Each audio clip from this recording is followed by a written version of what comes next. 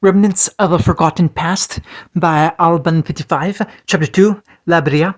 The first thing Naruto noticed was that his lungs were burning with the water he was choking down. The second thing he noticed was that said water was filthy, diseased swamp water, which was strange considering there were no swamps in the hot spring town he and Jiraiya were staying at, and he didn't recall ever being anywhere that would require him to sleep in a bog somewhere. When he opened his eyes, he stung his retina with the grimy, polluted water. He opened and closed them repeatedly when the eye pain got too much to bear, trying to blink it furiously out of his vision. Regardless of his sensory problems, he was able to tank through it and see well enough to make out a few things about his present location. Besides the siltily swamp bottom and murky water, he alone was surrounded by what appeared to be small red-orange shards of crystal that were slowly floating towards the surface. They glimmered in the water with a luminescent glow, but oddly enough, they only seemed to be surrounding him and were not an ever-present feature of the swamp. Taking his mind off the shards for now, his mind began screaming for air, thrashing his arms around and kicking up the silt near the bottom. He began to naturally float to the surface. And there was something in the water, something about 10 feet long, brownish green in nature with reptilian features and a big mouth. It darted through the turbine water as if it saw prey, biting into Naruto's pant leg as it reached him. Naruto thrashed, contorting his body and punching what turned out to be an alligator right in the snout. It flopped off his leg like a fish before resuming its chase after Naruto, who was rapidly swimming to the surface. Naruto breached the water, splashing up a storm. As the gator did the same, he pulled himself to a quagmire, sopping wet and bleeding from the ankle as his blue eyes stared down the predator in the water. "Another gator! Give me that shovel!" Naruto blinked, suddenly becoming very aware that he had no shovel, and he also had no need for a shovel. He didn't live in a trailer after all, and that outburst had been wholly unnecessary. He reached for his kunai pouch, noting with relief that he had fallen asleep in his normal clothes, and had forgotten to take it off when he went to sleep. Knowing that he could brave the wilds with his weapons, his hand flew away from his pouch and into a seal. Kagebunshi no Jutsu! A puff of smoke displayed some bubbles underneath as he could barely make out one of his clones appearing just underneath the dirty water where the gator was swimming. The clone swam upwards and placed his hands on the gator's underbelly, and with a thrust pushed the confused reptile out of the water. It flipped through the air over to the real Naruto's position, who took the opportunity to wind up a sucker punch to the gator's jaw, sending it flying over some trees on the opposite bank and into some other part of the bog. "Okay, that was a thing. Now where the hell am I?" "Erosen?" Naruto asked, his first instinct to ask for the master who had been training him when he was last awakened. Waking up in a swamp was not on his bucket list when there was training to do. A crow cawed somewhere in the distance as Naruto stood there waiting. Jiraiya was nowhere to be seen, and for that matter, neither was anybody else. Maybe it was some kind of new training regimen that his sensei hadn't told him about. He wouldn't put it past the old pervert. "Okay, no arrow sending." A flock of birds flew overhead, startled by some rustling in the bushes. "No, anyone, really." Naruto came to himself, squinting his cerulean eyes as he took in the murky water and the stormy gray sky of the swamp environment. They had been in the Hinokuni last time he was awake, which as a country was hot, dry, and had very good swamps. That was more Mizo no Kuni's thing. Something rustled from the brush behind him, drew the boy's attention. Erosen, a hunched figure emerged from the growth, and Naruto blinked when the thing came into view. It was pitch black in color from head to toe except for its white mask and its beady red eyes. White bone spikes jutted out of its neck, forearms and elbows jagged and serrated just like the matching claws on its paws and feet. It looked vaguely wolf-like in appearance, but its gangly appearance and that horrifying mask made sure that it was no everyday wolf. While Naruto was confused and slightly worried, he was in no way afraid. Compared to the QB, this thing was a puppy in both appearance and bloodlust.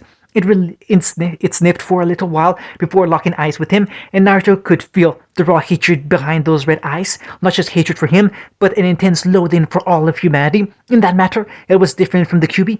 The fox's bloodlust was palpable and its hatred for humanity burning, but the Biju was cunning and calculating, with enough knowledge behind those red eyes to fill several libraries.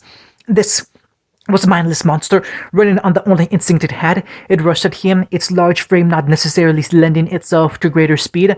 With its claws extended, it clearly wanted to bore through him and continue on to the next human. The monster took a few seconds to realize that it was still charging when Arthur had jumped and flipped directly over its head with ease. It turned away and swung its claw with reckless abandon, only for the dull edge of its claws to be blocked by the back of Naruto's fist. The faster boy sprung forth and used his free hand to deliver a devastating uppercut to the beast's chin, cracking its mask and forcing it to dissolve into black dust. "You're not arrow sending?" Naruto tilted his head and hummed. Well, that was weird. Do monsters usually dissolve like that? If you look at that one way, you could say that it looked like a summon being dispelled. Maybe. Not really. The thing's body just disappeared. Naruto said aloud. Talk about anticlimactic. One strong punch to the jaw rendered that monster to dust. Still, if a civilian without active chakra or training would have fought that thing, they would have broken their hand the moment they punched it. It clearly wasn't just some feral animal a civilian village could put down if it wanted to.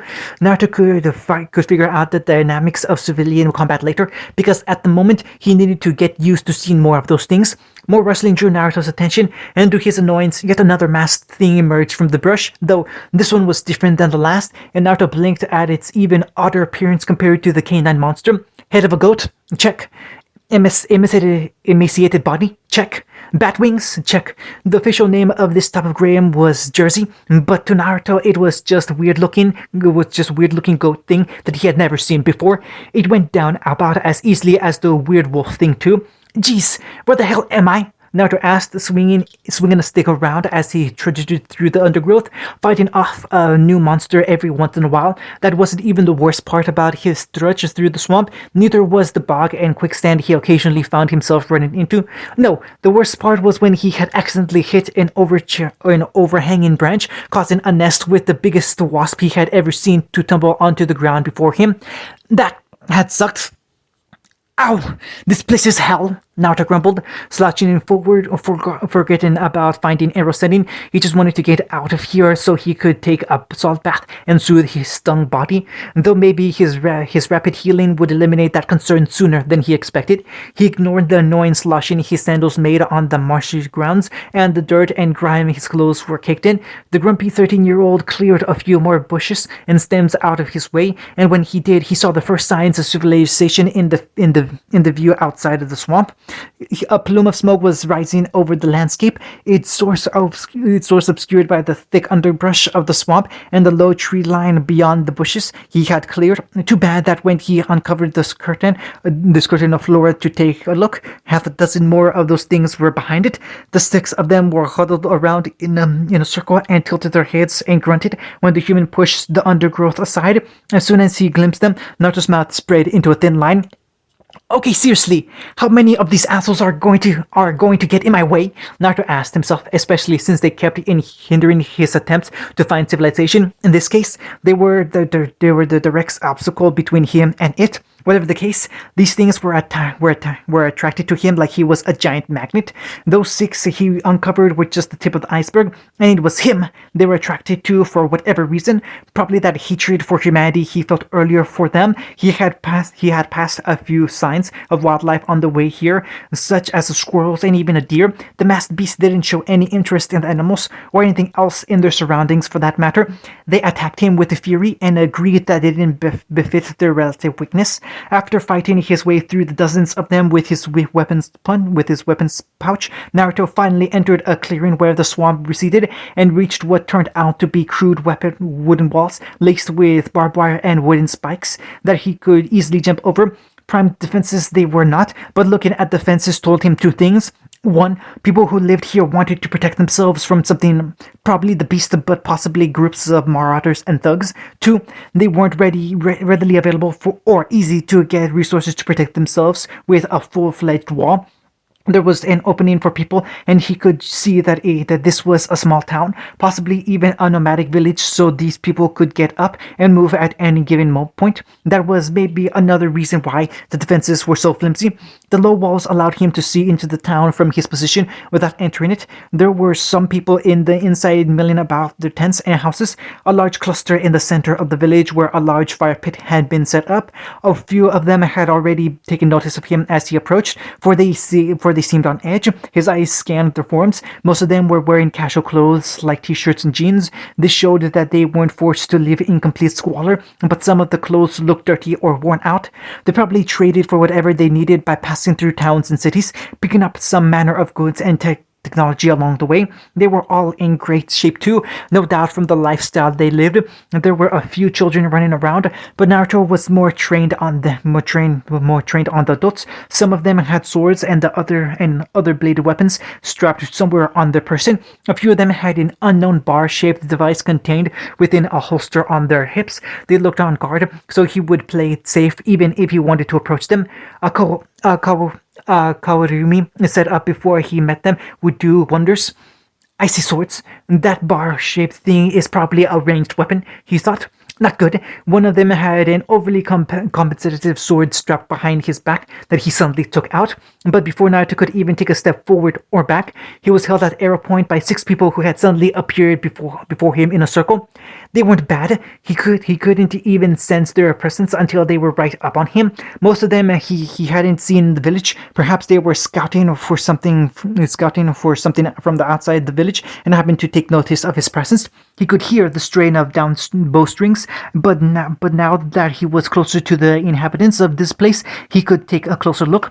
3 of the threading archers were women, and while that wasn't particularly surprising, one of those said women had something very peculiar set upon her head, a pair of antlers, to be exact. Naruto couldn't stop staring at it, his mouth opening and closing like a fish a few times. Then again, it wasn't entirely unusual to see things like that. And Kisame looked like he was half fish after all. He didn't say anything about the antlers, just stopped himself from spitting out his observations, and no doubt angry in the antler woman. She looked unfriendly, to say the least. While the others were frowning and glaring at him, the dear woman seemed to have her face set in a permanent scowl, her black ponytail bobbing up as her shoulders shook with impotent rage.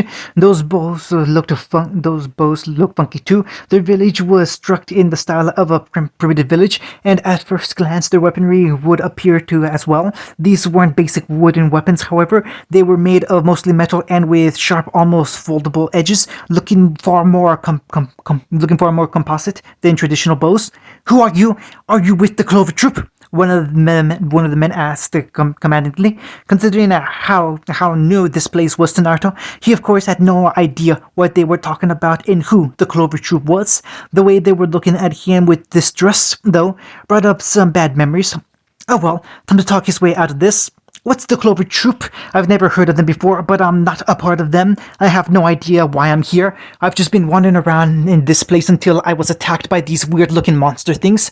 I saw your village and it was the first sign of people I've seen since I got lost. Honest. That was mostly the truth, but these people clearly didn't look like they bought it.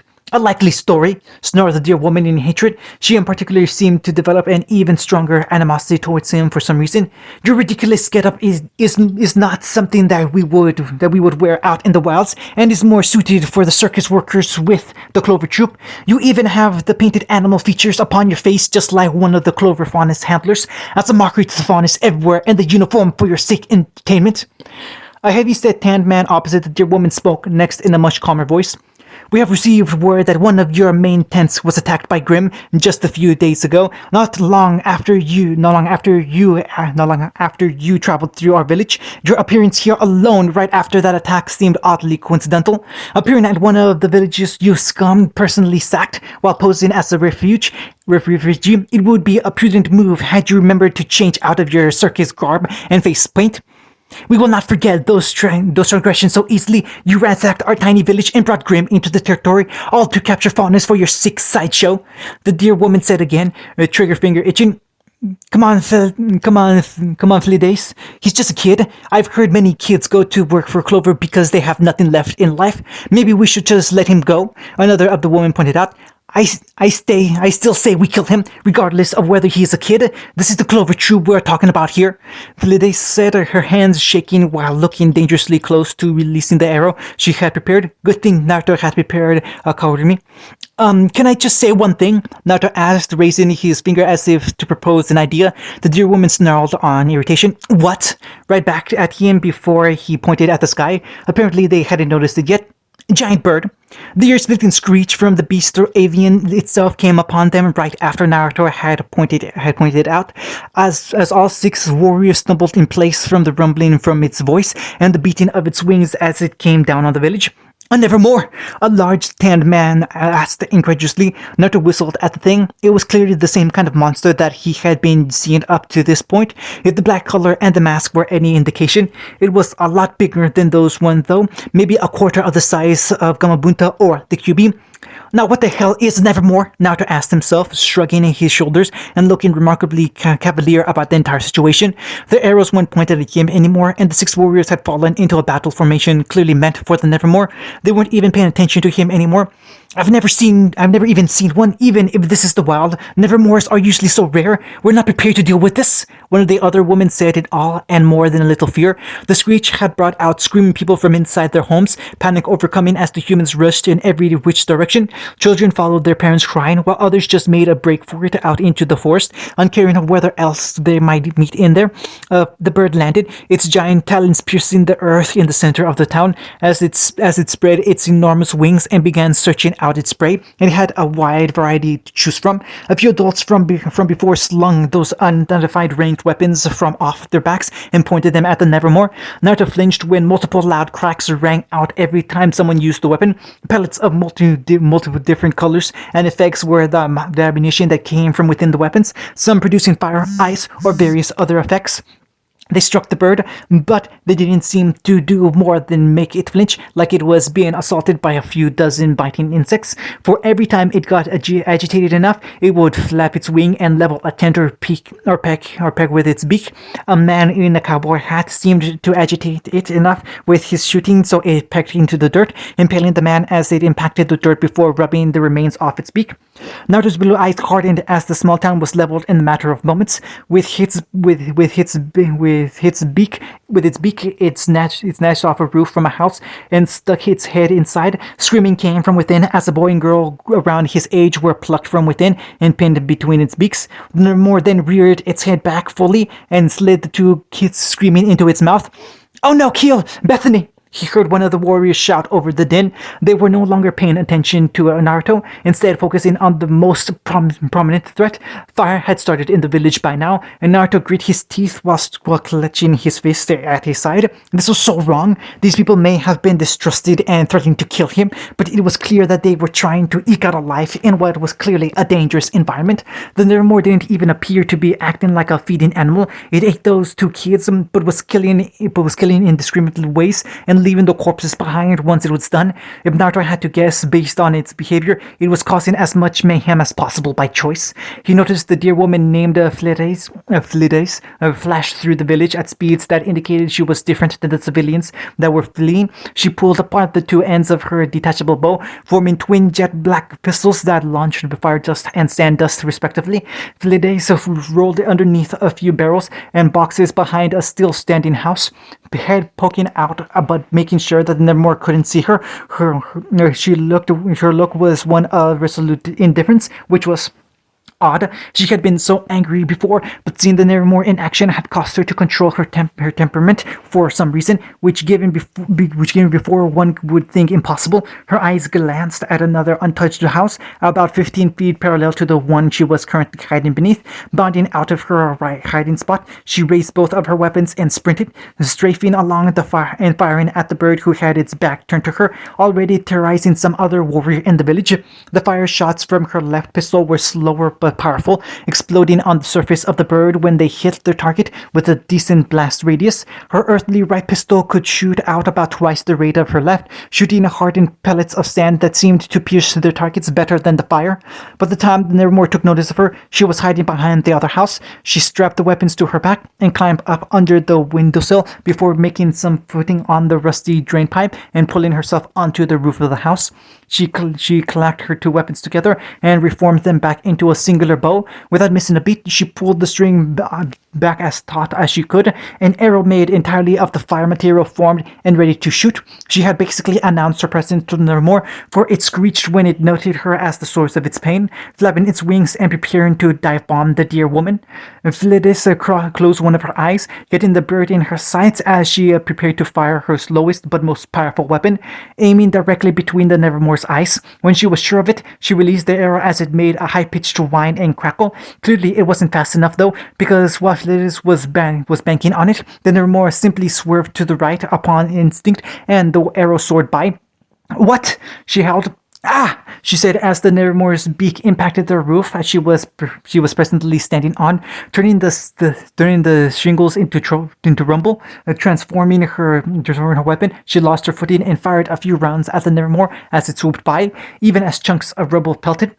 She impacted the ground with a heavy grunt, with some of the rubble falling on her not too long after. Sneering, she pulled her slightly battered body and snuck off back into another alleyway as the bird once again circled the village. Seeing the bird claim those two victims and several warriors fall was what made Naruto spring into action, rushing forward and bounding over the barbed wire into the village proper. He stumbled a bit when the bird locked eyes with him, and only him. He could tell that Nevermore had dropped all that it was doing just so it could set its targets on Naruto once he entered its sights. The colossal bird screeched once more, crushing the roof of a house between its powerful talons before it took off, crushing the rest of the house under its weight as it jumped. It flapped his wings and soared right towards him. Naruto rolled over to the side as the bird swooped past, the sharp talons just grazing his clothes, the soaring bird crashing into the barbed wire fence, knocking it over purely as if by accident, and opening a hole in the village's defenses for more of the weaker monsters. A few of the weapon carriers were ushering the non-combatants to safety. The remaining 30 or so fighters surrounded the bird, firing arrows and pellets while the bird was letting its guard down. More streams of elemental ammo were assaulting the bird, damaging it with somewhat, but failing to administer any type of killing or incapacitating blow. Naruto grunted and glared, realizing that the weapons were necessarily effective, and the warriors were just spamming their ammo aimlessly without even taking into account the bird's weak points. Naruto put his hand into his favorite seal, Kagabunchi no Jutsu. The young, out of place Genin created half a dozen clones which popped into existence in quick succession right along the bird's spine. The Nevermore was already getting back into its flight pattern, but it made another shriek at the sudden weight that was pressing it down. With their place set on the bird's back, two of the Naruto clones each took out kunai and wrapped cloned versions of explosive tags around them. Nodding to each other, they lobbed the projectiles simultaneously at the Nevermore's wings. The seals began to sizzle, and 5 seconds later, two loud booms resounded through the village as the bird shrieked. Charred feathers fell uselessly around as the blast circled the bird's wings, bringing it down for a few seconds more. The beast was durable though, and a wound like that, while painful, was not enough to cripple its wing permanently. After it was downed, it got right back up after struggling mildly under its damaged wings. Naruto groaned in exasperation, though after he was done, he gave a curt nod to the clones who had held fast onto the bird's back even as it rose again. Putting his hands once again into a seal, Naruto created two more clones upon the rooftops of the twin houses parallel to one another that had been untouched in the bird rampage. "Now!" the real Naruto relayed, as if on cue and relayed through his mind. One of the clones rushed forward onto the beast's shoulders. Just as it was getting fully airborne again, the clone wrapped his hands around the bird's neck as far as he could go, trying to cause as much uncomfort as possible. Meanwhile, one of the clones on the houses pulled out a spool of wire, nipping the edge and holding it before tossing the spool to his counterpart on the opposite roof. The bird screeched and hollered before a clone jabbed a kunai kunai into its throat to shut it up. The pain and the hold from the clone caused it to buck around more, while the clone directed it on a path. The ninja wire was held taut as the clone grabbed a handful of feathers. Faster went the bird, but the clone but the clones upon its back hung on brilliantly as they threaded the needles between the two houses. In its panic and confusion, the Nevermore had driven its neck directly through the sharp edges of the ninja wire, its momentum being too great to stop or change course. Once braced, the two Naruto clones pulled tightly, forcing the wire to become tauter as they were assaulted by a plethora of weight as the bird's body crashed into it too, but the load became lighter as the wire severed the head as the body became more and more out of control. The headless corpse of the Nevermore flew through the ninja wire, and now that its mental faculties were gone, the motor function of the wings failed, and the torso was sent careening into a tent before it dispersed into dust, the timing matching up with when the head started to dissolve. The job's done. The clones upon the roof had dispelled into smoke, along with any others that may have remained. The ones on the Nevermore's back had already died upon impact. The real Naruto clapped his hands together, blowing a sigh of relief and exasperation.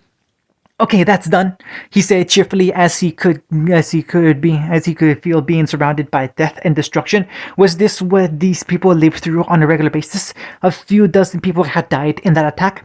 The crying of both children and adults alike surrounded him as some people tentatively made their way back into the town, but the pain sobbings was now becoming more quiet sniffles. Before long, people had filed back into the village, and even more of the warriors who held him at arrow point were gawking at him. The tanned man from before walked through the throng of people up to Naruto, the nearly 7 feet tall giant staring at him with mystique.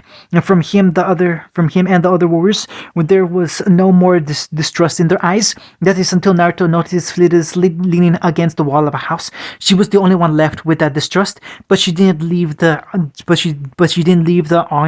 awning of that house. "You saved us from the Nevermore. You're not with the Clover Troop, are you?" the man asked, leaning out a massive tan hand for Naruto to shake. Pretty soon, someone in the crowd began to clap slowly, which spurred on more and more people to give Naruto a round of applause.